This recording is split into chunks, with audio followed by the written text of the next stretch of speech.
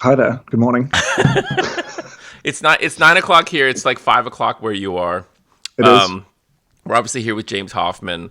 Um, we go back a ways now. I feel like it's when I stopped and considered, it's actually been almost 15 years since like we met in person. I mean, do you count when you know somebody from like online shit?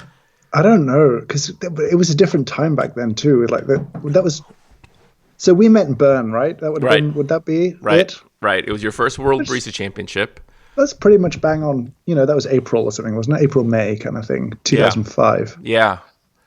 It That came was up recently before. because from Bern I went to on a little No, trip. no. 2005 was Seattle, Right. Oh and I six. was there, and I would have met. Were you there? I was there, but I don't think we met there. I don't think we met in Oh, Bern. I mean, I don't that think was we a met in weird. That was a Seattle. weird vibe. Yeah, in '06 I had my podcast. I remember coming up. I The one thing Right. that you said I'll never forget and always rings in my head is I know I sound terribly British. It was like one of the first things you said. I Any do. anyway, for those joining us live on the thing, welcome everyone. I didn't do any of these chats this week, but I did have the one webinar with SCA, and I was lining this up with James and thought we'd drop it like a shock drop. I'm a sneaker guy, so it's like a sudden Right. like 1 hour warning kind of situation, and already we have the a higher people number of people watching the live stream than usual. Cool. Yeah, but how are things? Well, I mean, it's funny. This series, it's meant to be informative. It's meant to be cathartic. It's meant to be a diversion, also a little bit from all the stuff going on. But like, let's start out. Like, what are things like in London right now? As soon as stuff hit, this is so typically American, right? Like, once things started happening here, like we really don't hear about what's happening in the rest of the world anymore. It's almost like it's not happening. Right. Oh, it's happening. I mean, it's. I think we're in a form of lockdown, like just about everywhere in Europe is right now. We are a stay home. You can go outside to exercise, which is abused heavily, and you can go outside to go shopping for essentials. Um, Restaurants and cafes can be open for delivery or kind of takeout, but no one bothers with takeout. And everyone's either at home or if you are considered an essential service or person, you can continue to work and travel to work and all that kind of stuff. So Square Miles food manufacturer, so we're still manufacturing food. So everyone who wants to work is working. There is a job retention program here that lets you essentially furlough somebody. So they're still employed, but the government pays 80% of their wages for you up to a certain point. That's It amazing. is the most socialist conservative government in history. It's pretty great. Yeah. So that means you can keep we own Proofrock, a cafe, and everyone that's closed, it's completely closed, but everyone is still getting paid. Are any cafes open right now in London? Some, but very few. Like it's whether they can make money out of delivery or that kind of stuff. No one's really slinging cups of coffee. What's been the? I mean, I guess I would assume that it'd be the same sort of thing as here. Like, what's been the criteria of a place that can be open right now and can't? I mean, it specifically can be open because that's the rarer thing, right? Can be open is by and large if you sell food. If you are a bicycle shop, you can be open, so people can still commute, travel, do that kind of stuff, Right. like DIY stores, that kind of thing. But pretty much everything considered non-essential, hairdressers through to, I don't know, the betting shops, they're all closed. So How are you yeah, doing? How are you doing with no hairdressers, no barber? I'm getting concerned. Yeah. Like I should have just got a little pre-lockdown trim in. It's getting a little bushy. I was So I was text messaging with my barber. Her name's Stephanie. She's a friend. No one has really touched my hair for the past almost 2.5 years, aside from Stephanie. And I asked her. I said, "What if we had like a FaceTime barber session where either I cut my own hair and you walked me through it or something like that?" And I shouldn't have been surprised. She said that she'd already tried that with a couple people and that it wasn't. right, It was. It wasn't didn't. wasn't going to be It good. didn't No, no, go no. very well. How's the business been? If you don't mind sharing, like, Because you guys are wholesale only and a little bit direct to No, consumer. no, it's obviously Square Mile. Right. We were probably 80% wholesale, 20% online. Hmm. I think like everyone else, online has picked up, and I've spent a lot of my time in the last few weeks working hard on picking it up more. Wholesale is broadly just gone. Yeah. It would be, I don't know, a tenth of what it was on a good day, kind of thing. So that's Mm. just gone. So Square Mile has furloughed a few people, not that many, but a few. And there were some that felt uncomfortable working, and it was great that we could be like, cool, don't stay home. You're paid, you're covered, your job is going nowhere. Yeah. So, we talked to everybody about that. So yeah, like a lot of people want to work, are happy to work, proud to work, and that's good, safely, obviously. And loads of the team are at home as well, because you do marketing from home. You can fulfill online orders from home, kind of, if you're doing the processing piece. Right. Anyway, so overall, it's just it's now probably a cliche, but I saw it on Twitter a while ago, which was there's now 3 days of the week. There's yesterday, today, and tomorrow, and that's it. And that's very much how life feels Yeah. for everybody. So it's like you're eating what's right in front of you, and there is no real like next week. It's an Yeah. idea, but it's not concrete anymore. And so that's it. We're just doing the best we can for now. Yeah. Yeah. So I mean, Proof Rock, that Hmm. that coffee shop, you didn't start it, but is it that you're a partner, or is it Square Mile is involved? How's that work? So there were three founders: Gwillem Davis, everyone knows Gwillem, Jeremy Chandler, a lot of people know Jeremy, Hmm. and another guy called Klaus, who is a bakery guy, actually. Gwillem is now obviously very happily settled in the Czech Republic. Right. With Petra? Klaus doesn't, with Petra, and some dogs and a little roastery there.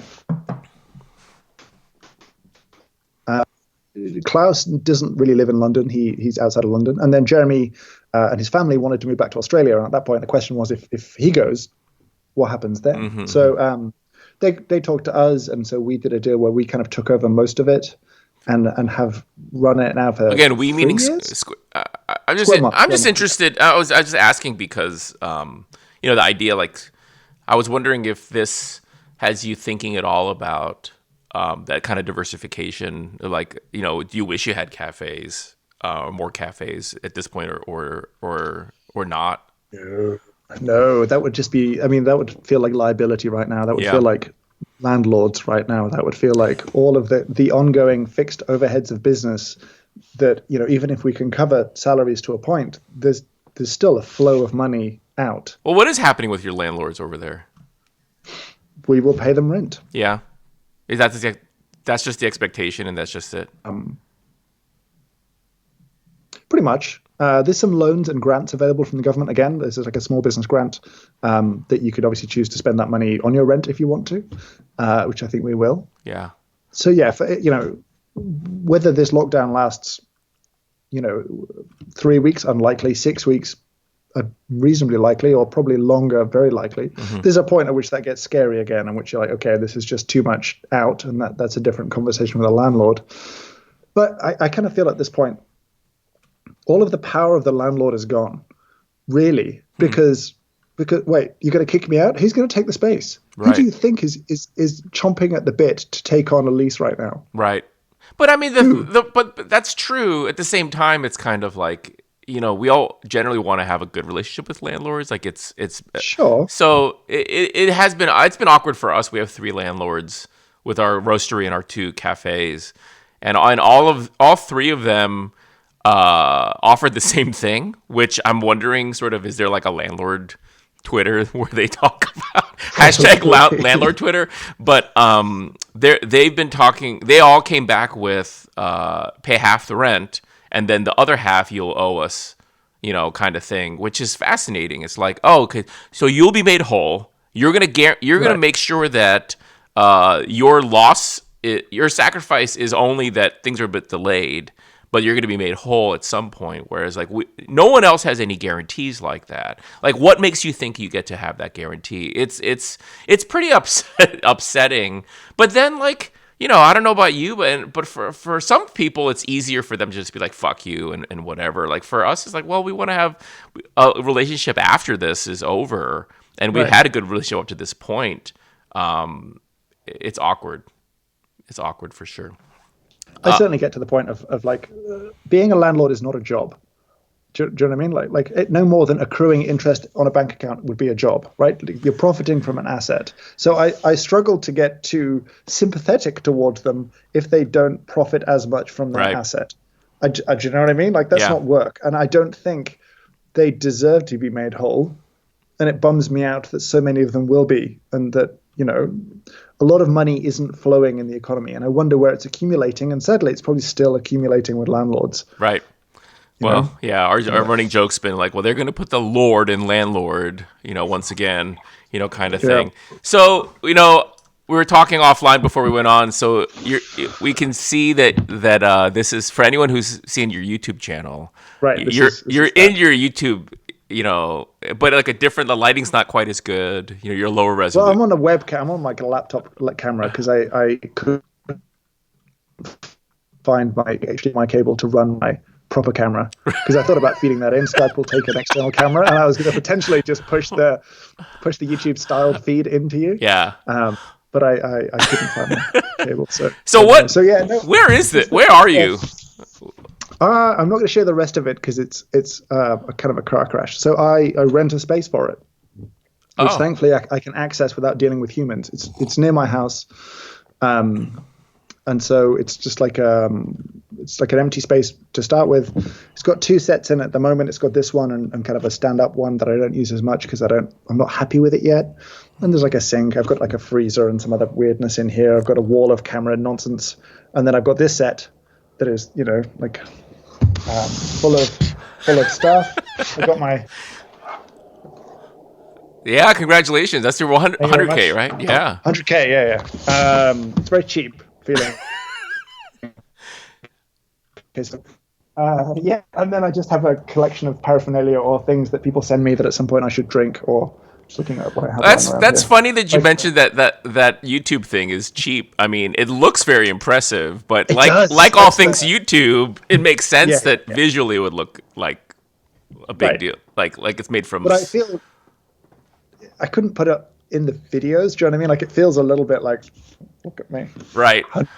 Well, where's your WBC trophy? Where's your World Championship trophy? That's at work. That's it. Like we have like a trophy cabinet upstairs in work, so they can live there. You have a whole cabinet. Yeah. So I mean, 200. What did I see? I saw 264,000 subscribers right now. Right. Like when do you consider the beginning of your YouTube career? Like when did YouTube start for you in a meaningful way?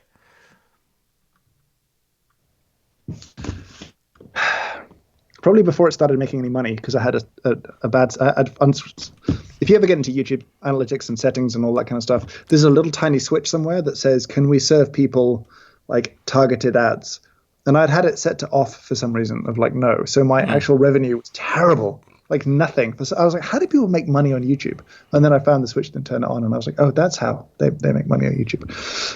When did it begin? It was probably when I started just doing it regularly. I mean, really, like I did a series. Like when in time? Like how long was it? 2 years ago? 3 years at least. Okay. Probably more. So I realized everyone was doing video. I was late to the game, I felt. So I watched a bunch of Casey Neistat videos and vlogs, and then I tried to do vlogging for a while as a way to just learn, and they were suitably awful. There's still some of them. Well, it's hard. I started doing some review stuff, and then vlogs are hard because there's that sort of balance between living your life and then shooting a video, which aren't the same thing. And in order to make an interesting video, you kind of have to sacrifice the life part and vice versa, right? And so, like, it was very clear from your videos, this is like a lot of vlogs I've seen from people who are kind of active in the world, that it's like, here's a plane, here's me at the airport, now I'm back in my hotel, you know, and then I'll tell you what I did instead of showing you, because if I was to show you, then I would have had to carry a camera around all day, and I don't want to do that. The interesting thing on my last trip, or last few trips before the world shut down, there was an expectation that I would be carrying a camera with me at all times, which actually made carrying a camera much easier, and it was easier to just have it out and be around. But I still felt very self-conscious, and filming me is fine. Filming other people, like, you know what I mean? Like, you have to kind of opt in, and there's lots of situations if I'm at a conference or something like that with a camera in my hand that you haven't really opted into Right. potentially, I don't know, 100,000 people seeing you that day. Do you know what I mean? Right. That's so I just feel less comfortable with it, and I also have a very firm, fixed line around my private life, so that never is on show. Right. Ever now. So that's like very harshly cut. I won't film in my house anymore. No aspect of my private life goes on the internet now. Nobody knows about your 3 wives and 64 children.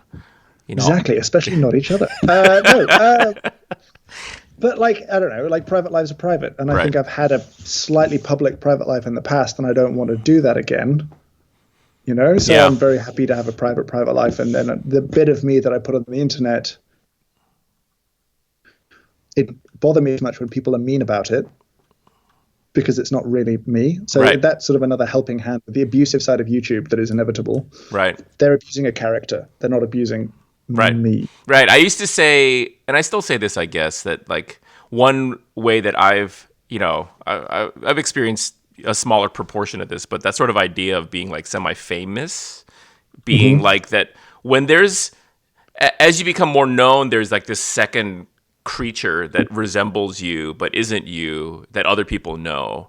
You know, people who don't know you know that one, and as that becomes, you know, sort of more of a thing, like it's sort of becoming more famous. That's one way to look at it. I know what you mean. I've had a weird kind of life that way, where even before coffee, just in my community, like through my parents or whatever, church or whatever, like I would always feel like a little bit under spotlight. And so that's where I kind of developed my personal thick skin, I guess, about such things. I'm trying to think. But you also have a persona online. I guess so. You know what I mean? So do you, I mean, yeah, we both do. I mean, it's one of the things that I was interested in talking about. Criticism. Yeah. But I mean, that's the thing. It's like, I was thinking about how, you know, in anticipation of our chat today, that like one of the things that I was interested in hearing from you is that, you know, that there is that online persona, and that involves not just the things that you want to put out there and things you want to say, but also like the things that you don't. And, you know, one of the things I think in the coffee community, it's been interesting to sort of see the shift over the past few years, from being very kind of like, you know, if I put it, you know, bluntly, like very like white male dominated, very kind of coffee geeky. And then sort of the newer kind of coffee Twitter cohort being not only younger, you know, necessarily so, but also like focused a lot more on kind of social justice issues and things like that. You know, you don't always chime in on that stuff. And I know that there's been a little bit of criticism just because, you know, it's sort of like comes with the territory. It's eventually like if people are prominent and don't speak out on everything, then, you know, someone's going to bring it up. I was wondering if you had anything to say about that. Like, how do you choose? What do you think about when you see some of that stuff and the choice of like not engaging?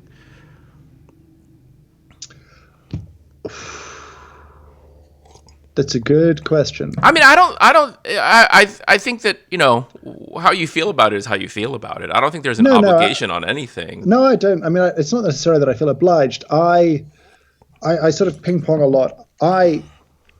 So there's a two-way thing here, I guess, which is I don't struggle to get I have a voice that's very loud, I guess, now in terms of an audience and that kind of stuff. And that's sometimes helpful, and I think that sometimes it's not helpful. And I think it's trying to pick where you can be helpful and where in fact you can be distracting, or you can appear to be, you know, trying to take over an issue or own an issue that isn't yours, and it's not supportive. Instead, it transitions into being something else, and it's about making that thing about you, or about what would be described as virtue signaling at some end of that sort of thing. So I probably err on the side of cautious, I guess, on that stuff. But yeah, I don't know. I you know, oftentimes I think I'm still learning how to be helpful. and I don't think I know that yet either. Do you perceive a lot of that sort of stuff? I mean, sitting in London, like, there's the perception that that's a lot more of like an American thing at all? Yeah, I think so. I think certainly online it is. What I about don't it think. is American to you? I think it's just. I think volume in terms of both quantity and loudness.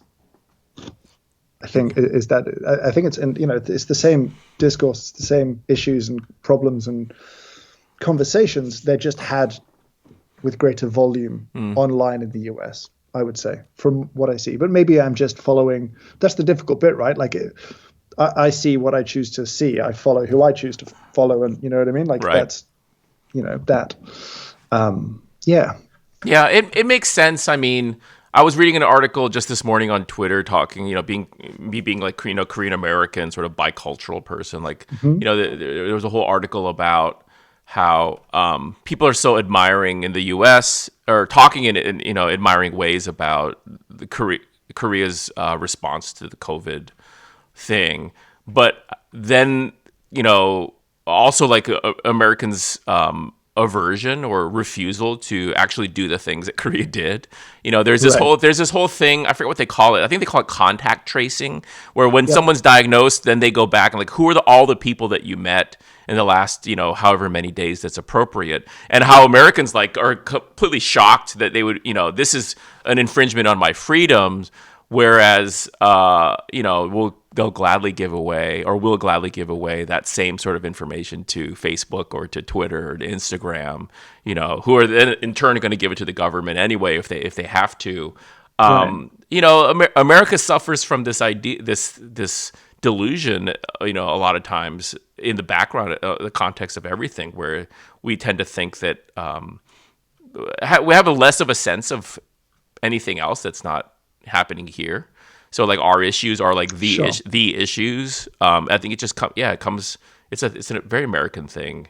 I wasn't aware until I started traveling internationally more, just how pervasive and how important that is.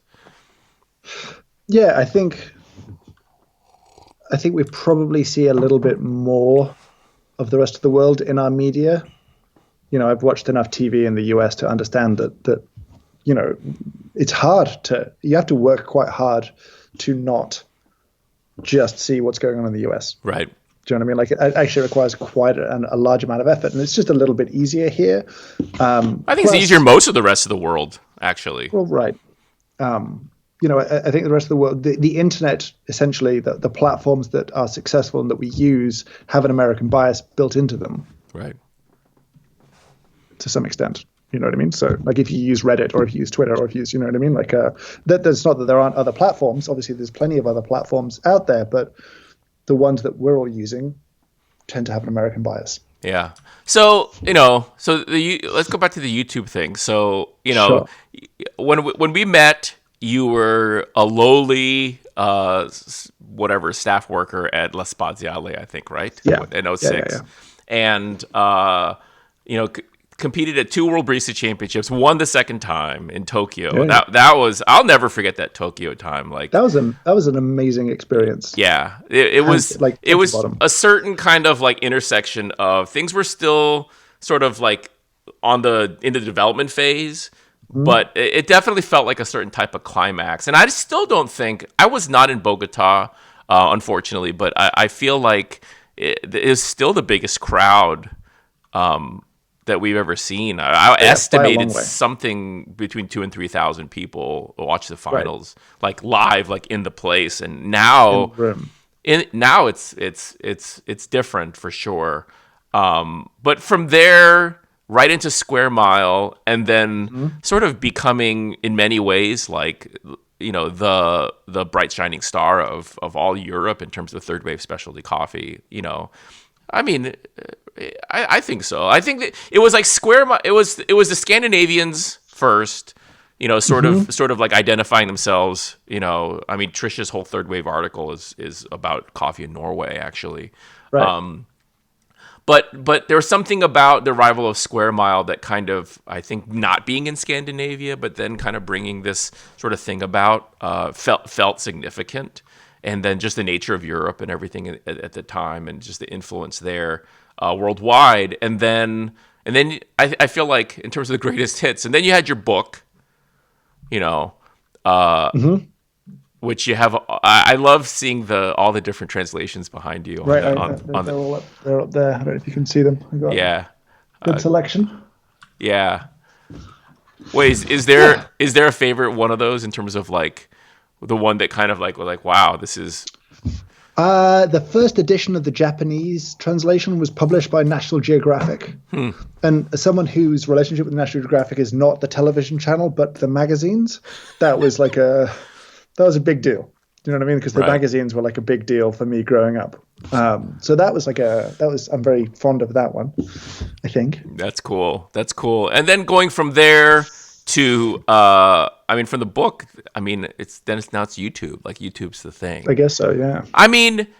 Do you feel like, especially from the book to YouTube, like the audience, do you perceive, when I talk to people who have like a fairly large, whether it's a readership as a journalist or writer or whatever, like there's this sort of perception of who your audience is.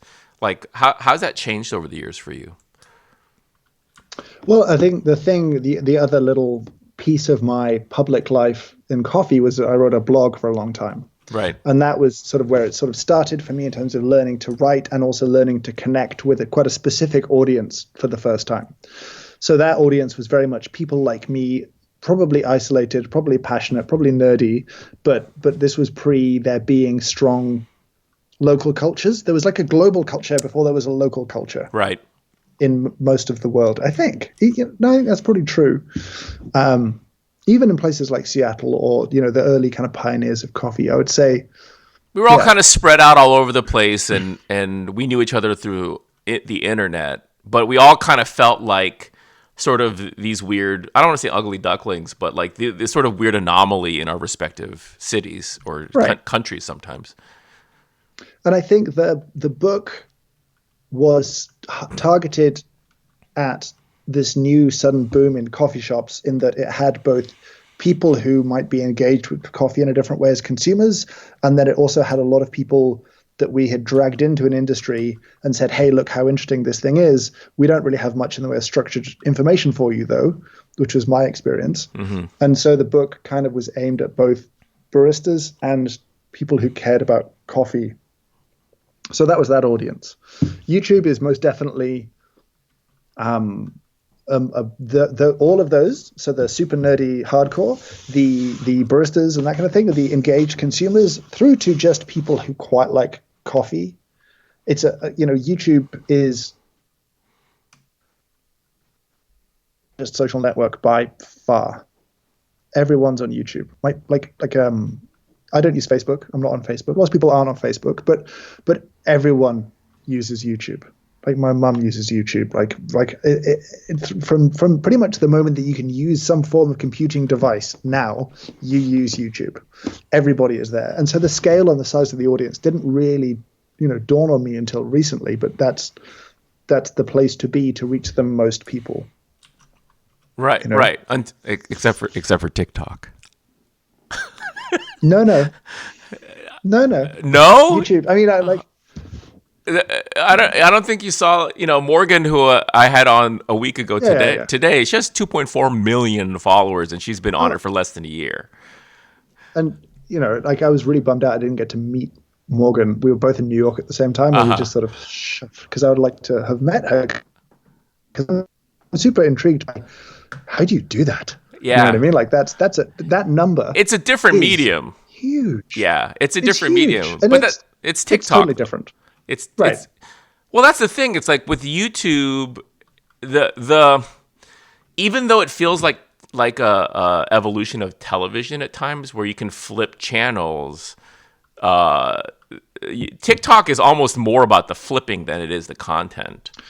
And so and the way that it pushes more stuff to you, I both fear and I wonder whether YouTube will become more like TikTok in that way soon. mainly because there are certain metrics for which, like, yeah, TikTok is off the charts, but at the what is this Chibi? Have you seen this new sort of streaming service that's It's supposed to be phone Quibi. It's Quibi? quick bites. Quick Oh, bites. Shortened okay, to Quibi. that's helpful to Um, know. yes. And I looked at the launch of that and I was like, I gather the content's pretty poor, though they have a lot of money, so everyone's madly pitching to them. Well, it's like no one wants to be necessarily. Not everyone wants to be looking at their phone right now. Like if they have to, not like before. So Right. yeah. Well, I think going all the way sort of back to different mediums.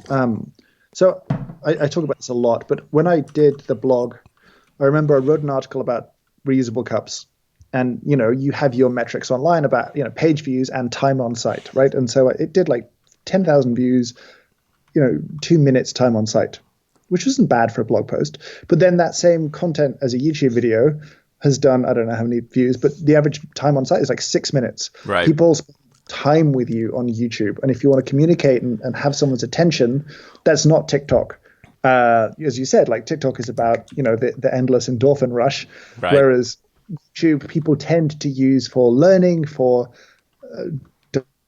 diversion, for relaxation, for lots of stuff. But they tend to spend a bit longer with it, which for me is a more suitable, medium. I need to most definitely some time.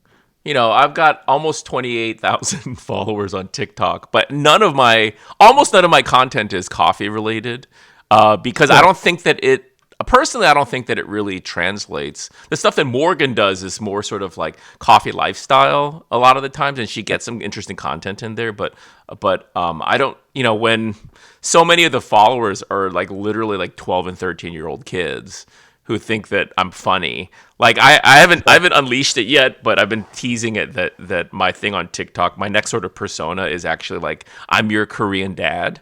There's like so many of the followers are kind of like interested in Korean culture and stuff, and that's why they're following me in the first place, because some of my posts that this idea of like I'm your proxy sort of like POV, I'm your Korean dad sort of thing is going to be my next thing. Anyway, Nice. I wanted How do you make money on TikTok? I mean I don't know. I haven't figured out how to make money on YouTube either. I don't know. Like, I mean, these chats, it's interesting. Like, we're not getting thousands of views. Like, we have like, maybe a couple hundred, but I know that a lot of the people who watch it are thought leaders in the coffee business and people who are really highly engaged. And so, I'm not too worried about numbers yet on this. Like, TikTok is, it's different.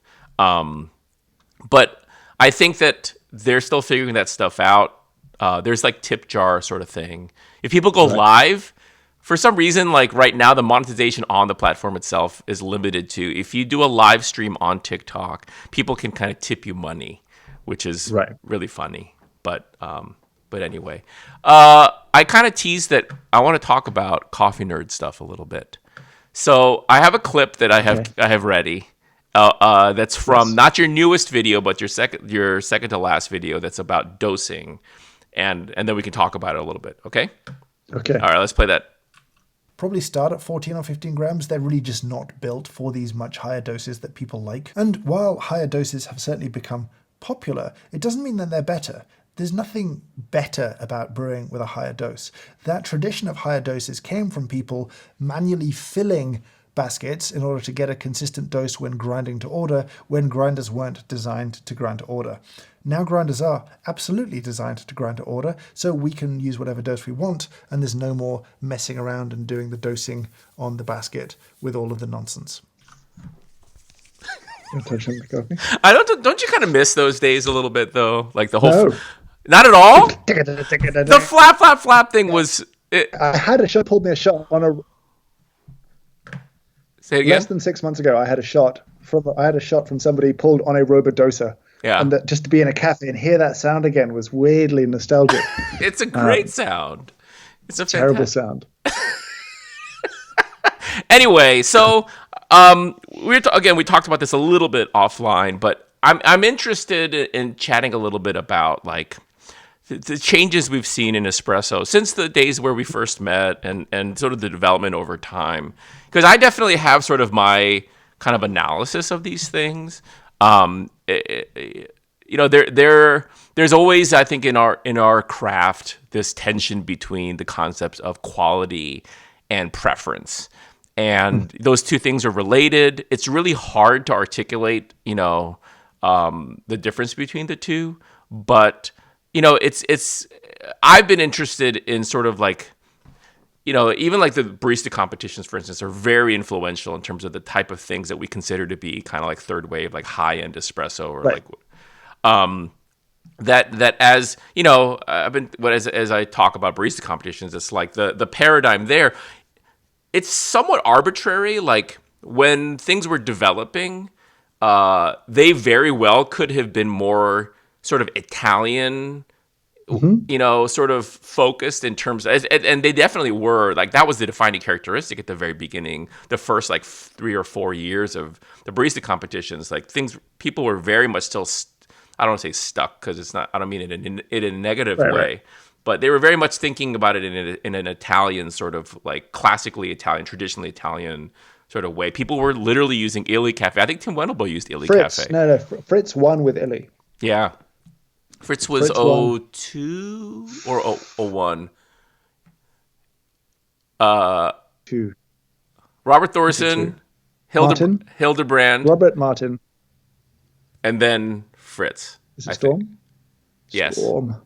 Fritz And Storm. then Bassett, then Wendelbo, Paulson, Thompson, me, Morrissey, Davis. I lose track at this point. Like that's kind of where it went. But Yes. Yeah, three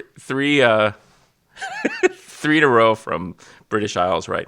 But I'm trying to get back to where was I? Where was I? Oh, so like things could have been very Italian and very sort of like follow that sort of Italian route, but instead, what I characterize as being very like sort of a filter coffee filter coffee version of espresso. In other words, I talk about this sometimes that in late 06, I took a couple people who I was working with, and we flew up to see George Howell. And George Howell, in many ways, I feel like so much of what we consider to be good espresso now at a lot of places is really like fundamentally from George Howell. Like, in other words, like he had this sort of idea at the time, semi-isolated at that point in the part of Massachusetts where he was, where when you taste espresso, it's like that syrupy, kind of thick, lay on your tongue sort of thing. Like, oh, that's too strong, and that when they pulled me an espresso that they liked, it felt like a concentrated brewed coffee. It had all the attributes that we like in a good filter coffee, or even on a cupping table, but like in a concentrated, like 1.5, 2 ounce sort of version of that. And then watching that kind of spread like I almost said virus, but like just spread throughout the world as being kind of the predominant like paradigm when it comes to espresso has been really interesting. I mean, what do you think? Like, why are we drinking the kind of espresso that we have nowadays? well, I mean, so as the timeline as I see it, so inevitably part of this is because we are a contrary industry. We are defined as much by what we're not. It means we are constantly in a pendulum swing. Right. Right. That's just the nature, because whatever is a part of our industry needs to react against in a direction. As I sort of see it, you've got the Italian thing as the bedrock. And then when a kind of quality mindset was applied to this, because as much as Italians might enjoy espresso, its purpose or function was never that of quality. Right. It was just about good, fine, coffee. It's just coffee. It's just in the same way that, drip coffee in a diner was not about quality. It was about good. It shouldn't be bad, but it's not about quality. I've said for a while that, like, anyway, in America at least, people think about espresso to be sort of like sushi. It's you can find it everywhere, but make no mistake, it's like this exotic sort of foreign sort of import. Right. Whereas in Italy, it's more like a hamburger, where it's like if you try to make it fancy, there's a lot of people who are going to say like, what the hell is this? This isn't a burger. This is what I asked for. Right. So the quality mindset happens around that. style of making coffee, and grinding to order is a part of that. Freshness is a part of that. And I think the only way you can historically could have consistently dosed fresh ground coffee was to use the basket to do a volumetric fill with, like a cup of sugar or some other awful volumetric recipe of hell. Because I never going to be down with volumetric dosing of anything, especially sugar or flour or anything. Get your cups out of the kitchen. Stop it. Anyway, this technique is jumped on by the people that have power in our industry, which is roasters. And there's stories, especially in Australia and New Zealand, of how roasters were like, oh, they're not using 14 grams to make coffee anymore. They're using 20. Uh-huh. You know what I mean? Like, they'll serve the same number of drinks, but will buy 50% more product to do it. So that's absolutely reinforced this idea that this is quality, right? Like, higher doses are better. They're generous. They're all of these things. Not to mention, around that time, like the peak of high doses, right, was when, and younger baristas will not, they don't understand this, but when, like, having this giant mound of wasted grounds under your grinder was seen as a badge of honor. Like, that meant that you cared so much that stuff that's down there, like, it's just a necessary kind of evil, kind of thing. God, it's bad. It was bad. So, and you could get this very textured. You could always get a textured thing. You could get a good volume of textured espresso out of it, and then that pendulum kept swinging all the way to, I think, like, Verve had a face melter that would have been something like 25 grams of coffee in the basket to 24 grams of liquid out. Right. And that was like early Verve. It was like a thing. Well, we used to call that Australian rules espresso, right? Right, which was like, and it is very pleasing from a texture perspective, but if you want to extract that, you've got to roast the coffee pretty dark, because otherwise you are going to have a sour experience, right? Because you can't cheat that, right? Like, you can't do that. So I think as the people began to get more interested in extraction, and that was like, wait, our espresso is quote unquote under extracted. I might like it, but it's under extracted. And there was definitely a lot of tension when people started measuring espresso outdoors, because suddenly people who were proud of what they did were like, don't tell me this is wrong. Right. And they, it wasn't wrong. It's just some people wanted to do something different. They just phrased it badly. And, that then started the pendulum swing the other way, coupled with the kind of somehow moral righteousness of light roasting, where to roast lighter, you could just go lighter. That's better. If you can just go lighter, and then you don't damage the fragile qualities of the green coffee, which you totally do. You make it disgusting in a whole new way. Well, that's another sort of, like, goes very, for me, hand in hand with the George Howell sort of idea. Like, there's a thing we used to call I guess you still can, like, this idea, the George Howell doctrine, that we cannot add quality. We can only preserve it or destroy it. And he has the illustration of, like, the different stages, the steps in coffee, and the ways that, some of it gets through and moves on to the next sort of level, like a video game. It doesn't get defeated by the boss, and then some of it will, like, sort of be defeated and lose quality, kind of thing. But, Trish, and for that matter, me, like, we've always said, why are we promoting this idea that your job is just to preserve, and that you don't add anything through the craft of that? That there's something to be lost in that. Like, having that kind of perspective actually kind of has this sort of hands up, sort of like, I'm not the one who's messing it up. It's you're the who's messing it up sort of mentality. I've just filmed a Q&A, and one of the questions that didn't make it in was like, would you rather drink underdeveloped roasts or overdeveloped roasts? And I feel like for the first 10 years of my career, I would have said underdeveloped, because roastiness is the worst thing in the world, and blah, blah, blah, blah, blah. Now I would rather drink developed coffee than underdeveloped coffee for a couple of reasons. But one, I just can't get down with the grassy awfulness. And two, if I'm honest, cream and sugar help a slightly overdeveloped roast. Right. They just make an underdeveloped roast even worse. It is just unsalvageably awful. Whereas, do you know what I mean? Like, it makes it sour and just gross. Do you know what I mean? Like, it's awful to try and put an addition into an underdeveloped roast.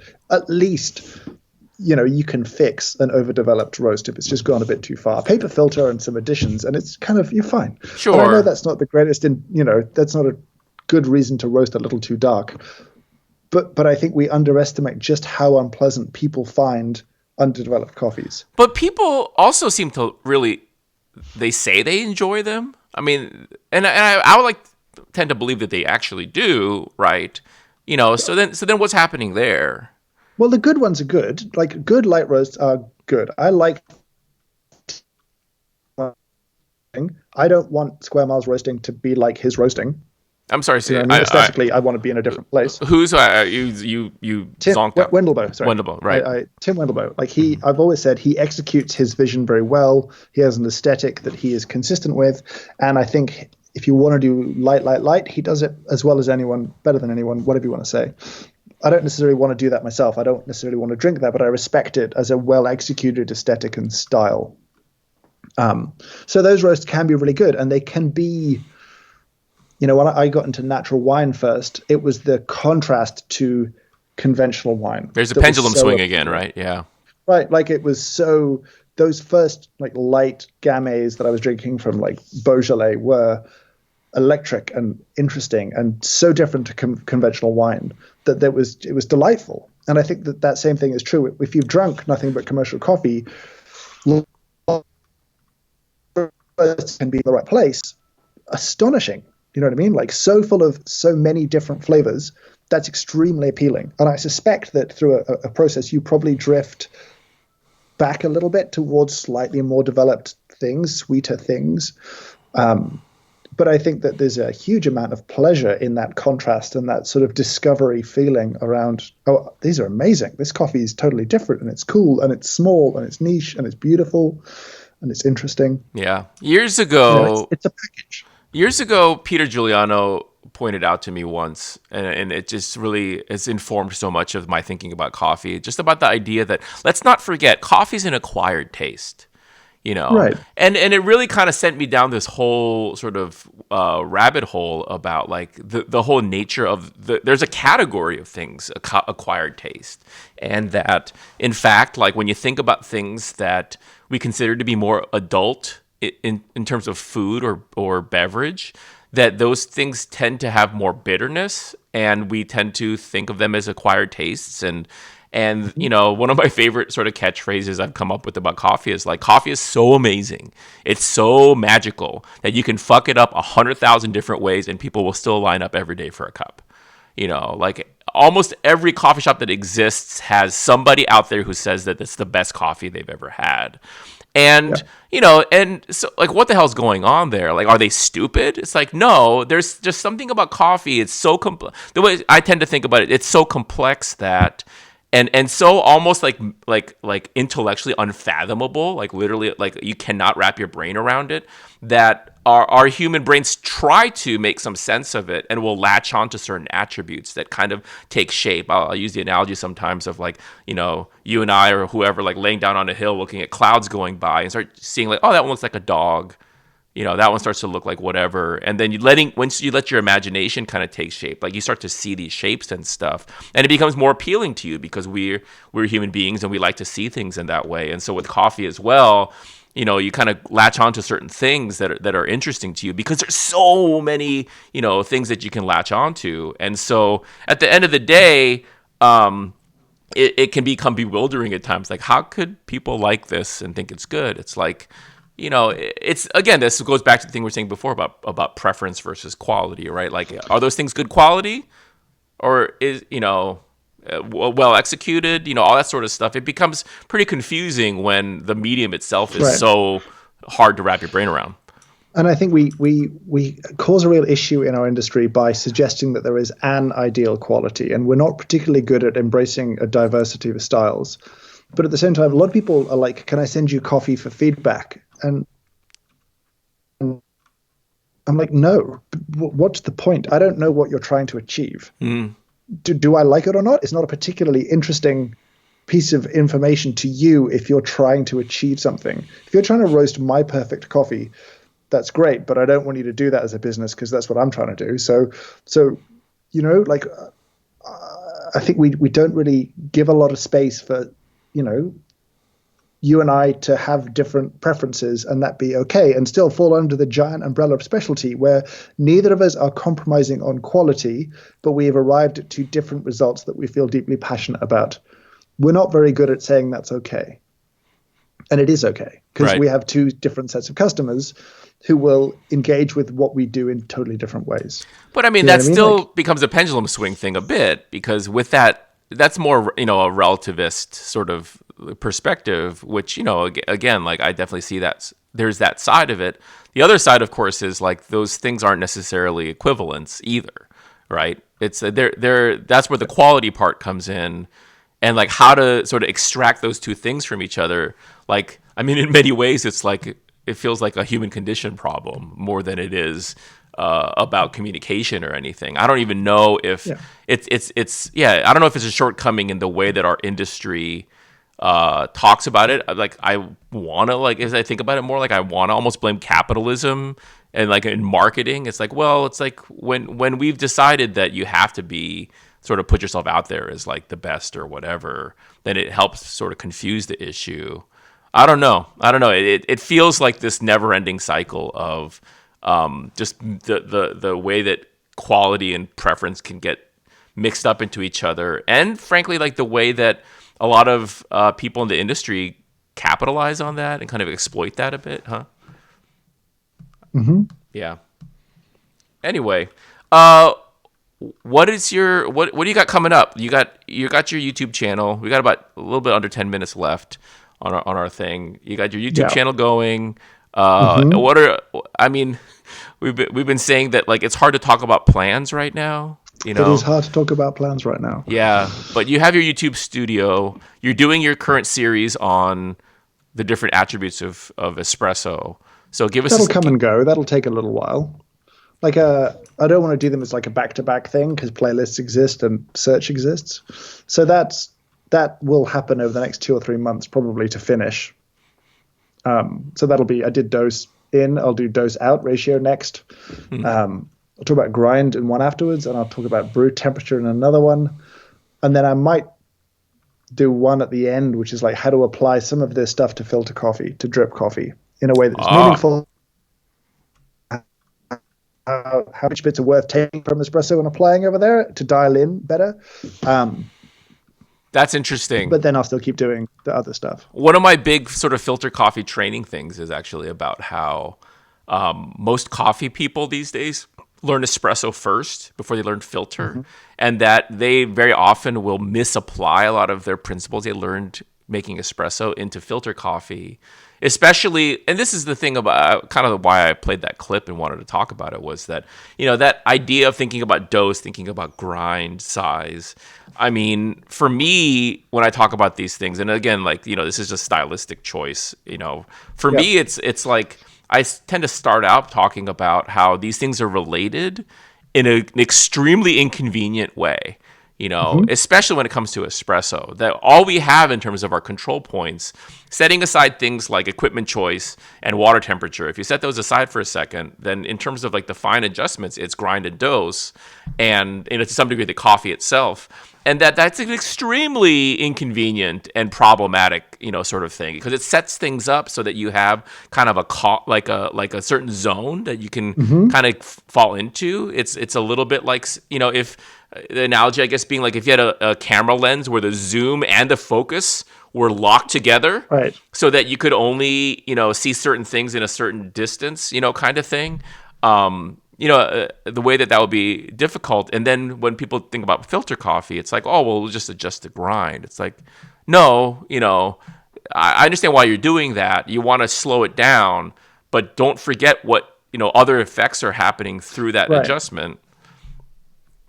Yeah, I think espresso is very stupid, and I kind of come and go with it. It's like it has a bunch of benefits, mostly that it's fast and flexible. And weren't do things, we would have let it go a long time ago, but it is fast and flexible. I think from what I'm trying to get people to is I want to achieve X. I want to achieve whatever espresso I like. How do I do that? You know what I mean? And so understanding what if I, and then more practically, okay, my espresso is not quite right. what should I do now? Right. And so helping people with a little bit of a decision tree there, which is like, should you change your grind or should you dose up? That's a big question. And, the answer does include, how much coffee do you have left? Is it expensive? Right. Right. That's a perfectly reasonable decision factor in whether you should make that choice, not just pure perfection and quality. Otherwise you get into a cycle of waste, and at home that sucks. So yeah, I'm still trying to make a mini documentary this year. I don't know if I'll be able to, because it involves a lot of travel. Not that much travel, some travel, to places like Switzerland and stuff. So about what? That's a maybe. Can you talk about No, don't. No, no. Okay. I mean, I just want it to be. I want to do a trailer for it and stuff. Like I have a vision for it. I've got like quite a distinct vision of what I want it to be. So I just have to, make it. It has been so interesting, like the whole sort of topic of like coffee video or coffee film. I mean, we used to talk about, when here in the U.S. people would say like, why isn't there a coffee show on the Food Network? It's like, well, there's not a wine show either. There's only so many so much of dark brown liquid, or latte art or whatever.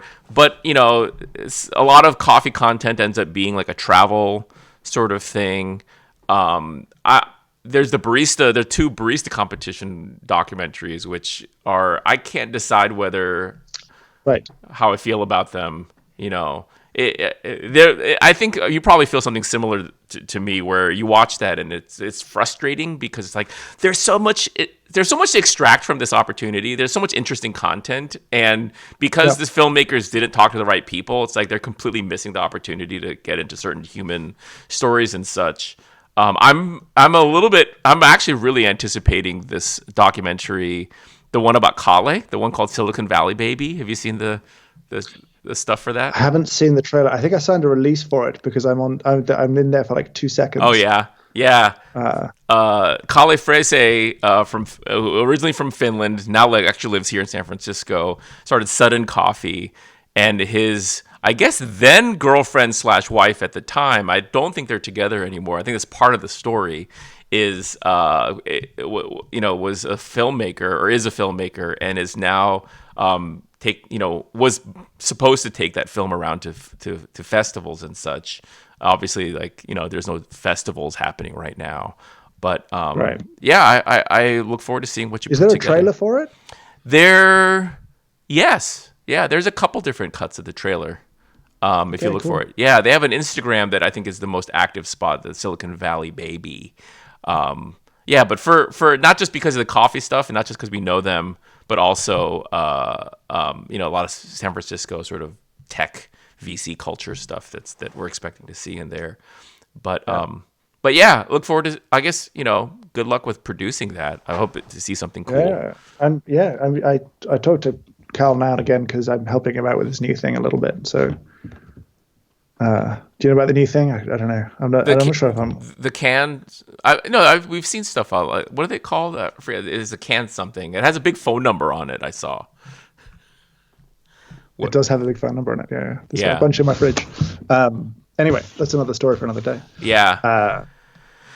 Cool. Well, I mean, thanks for this. I'll close on this. Like, what are you doing mostly to sort of pass the time in terms of trying to get your head in a healthy place these days with the whole shelter-in-place quarantine times? Fiction, aggressive amounts of fiction. Really? Yeah. Like what? Like someone actually in the chat asked about, are there any books? I mean, books about coffee other than your own that you can recommend. But what are you reading right now? What am I reading right now? I just finished something which was called The Pursuit of William Abbey. That's a kind of weird and terrifying book. The last thing I truly loved was Ted Chiang's collection of short stories. He wrote this story they based Arrival on. He was a science fiction writer, and I like a broad church of science fiction. I'm not into hard sci-fi. I like sci-fi as there's no boundaries to the story now. Let's just let humans be humans, and then And that's sort of more interesting to me. You can sort of grapple with different things there. Exhalation is what it's called, and that's really good. So some of the stories in there are fantastic. A couple I didn't care for too much. My year of rest and relaxation was kind of interesting. I don't know. Like I'm trying to read a lot. I discounted fiction for a long time because I started a company and I was like, I know nothing about how to run a business. So I thought I would just read my way to competence, which didn't work. But I tried. God knows I tried. And I read all of the kind of everything from the kind of Tim Ferriss-y things through to the sort of like, how to make friends and influence people and all that kind of stuff. I did the whole thing. And was that stuff helpful? Fiction. Yes. Yeah.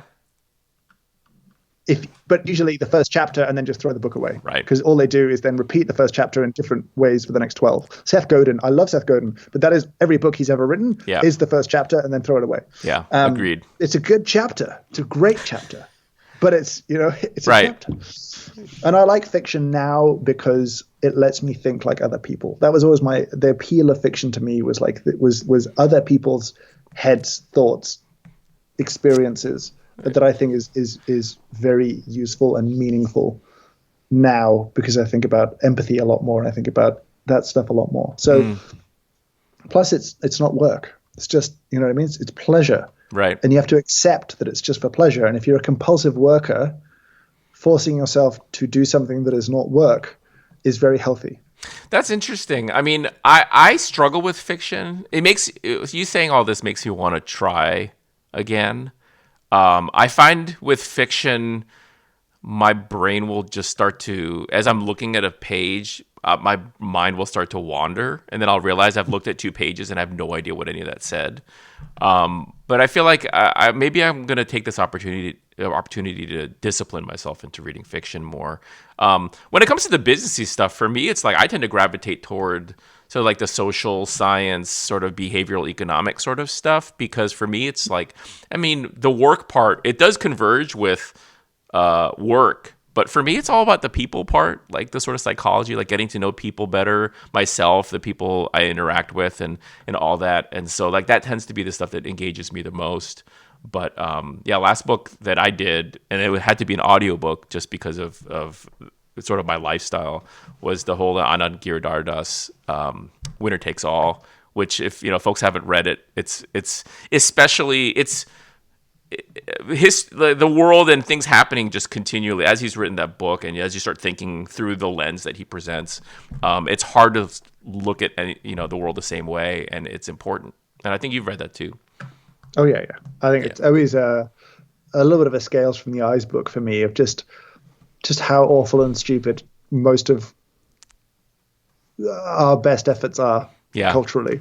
And the application to coffee was so incredibly painful and embarrassing. Absolutely. That if you have any concerns that we might still be a touch colonial, you know what I mean? Like, it's bad. His book is great. I really like that a lot. Good stuff. Well, this was fun. Maybe we'll do it again, depending on how long this goes on for. Yeah, right. Okay. Good. All right. Thanks for having me on. For sure. Likewise. Take care. All right. See ya. Bye for now. Bye.